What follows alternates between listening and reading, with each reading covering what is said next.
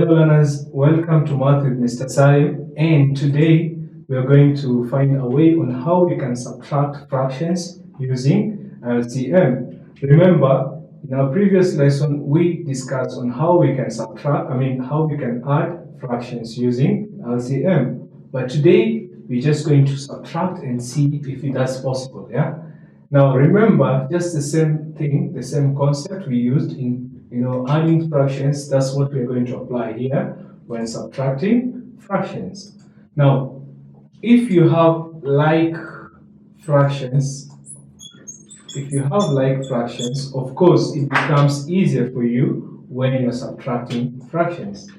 Like for example, if we have, let's say, 5/9 minus 2/9. You can see these are like fractions. Why do we say they are like fractions? Because we have the same numbers at the bottom. We have the same numbers at the bottom. You can see we have 9. We also have 9 here. So these are like fractions. And solving this is normally the easiest way because you don't have to stress. What you need to do, you just subtract the number that is at the top. So that's simply like, 9 and 9 will just remain the same. So what you're subtracting is the numbers that are on top. That is the numerators. Okay? So you're only going to add the numerators, the denominators remains the same. So 5 minus 2. Okay?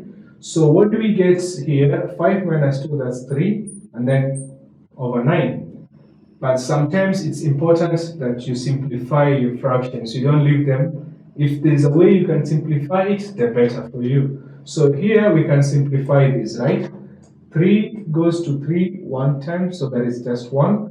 3 goes to 9 how many times? 3 times. So the answer here, we have 1/3 or a third. You see, this is like fraction, so it's very easy. Why? Because we have 5/9, 2/9. The numbers at the bottom are the same. That's why we refer to them as like fractions. I know it's fun doing like fractions. Then we also have unlike fractions. Okay, so with unlike fractions, it's still the same. It's still fun and easy. You just have to you just have to find the LCM of the numbers, and we already know how to find LCM. So let's get an example of a like fraction here. We have 5/6 minus 3/12. 5/6 minus 3/12. What you're looking at is these numbers that are at the bottom. They are not the same, they're different, yeah? So like we said, if you have the like fractions, it becomes like very simple. But then also if you have unlike fractions like this number, this is unlike fraction, yeah? So it's still not a challenge at all. It's still not a challenge at all, and it's still easier for you to do this. Now what you do first, you have to check and you find the LCM of these numbers that you have at the bottom, okay? So we have 6 and we have 12. Let's try to look at the LCM of both 6 and 12. Is that okay? Good. Now 6 times 1 is 6. 6 times 2, that is 12. 6 times 3, that is 18. 6 times 4, that is 24. Okay? Now, how about 12? 12 times 1 is 12. 12 times 2, that is 24. 12 times 3, that is 36. 12 times 4, that is 48. I think that's enough. You don't need to, go like you have like many numbers after, you think that already we have a common multiple. Once you find the common multiple, then you don't need to carry on because you know how it is. Multiplication will always go on and on and on and on. So once you feel like you have gotten the common multiple, then you don't need to continue, okay? Now here, we are looking at the least common multiple. Let's see. 6, do we have 6 here? No, so that's not the one. Do we have 12? Yes. Do we have 12 here? Yes. So that's the least common multiple that we're going to have.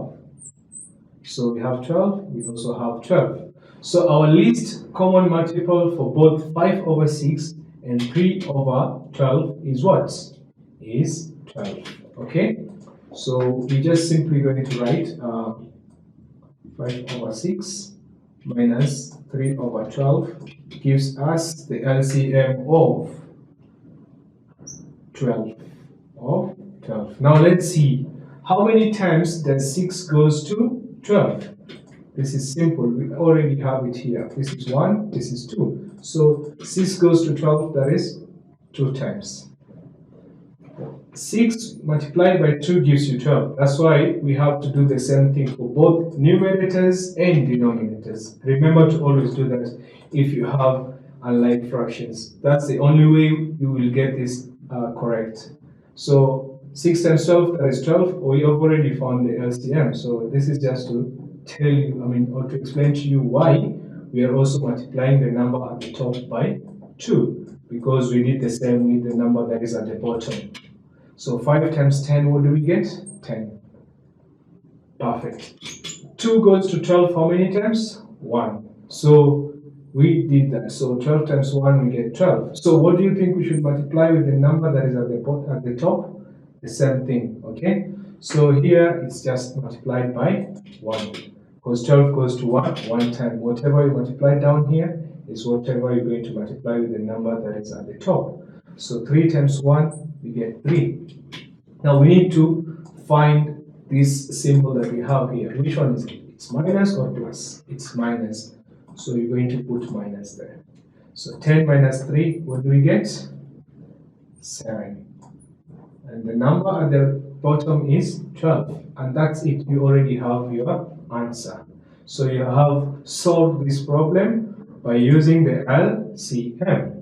And that's the easiest way to solve fractions. You can use L.C.M. I hope that was easy and fun as well, yeah? So let me give you some take home as usual so that you can practice, okay? Of course, we want you to practice and be the best when doing your math. So always, if you find us giving you some take home, that's not to burden you, but that's just to make you practice more, okay? So let's have number 1. 4 over 5 minus 1 over 6. Then we have 5 over 7 minus 2 over 9.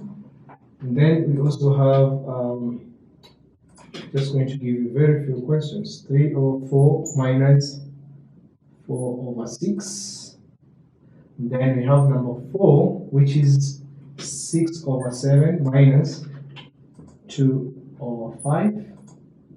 The last one is 3 over 4 minus 1 over 2. And that's it. That's the end of our lesson for today. I hope that this really helps you in your studies. And bye-bye. See you in our next lesson.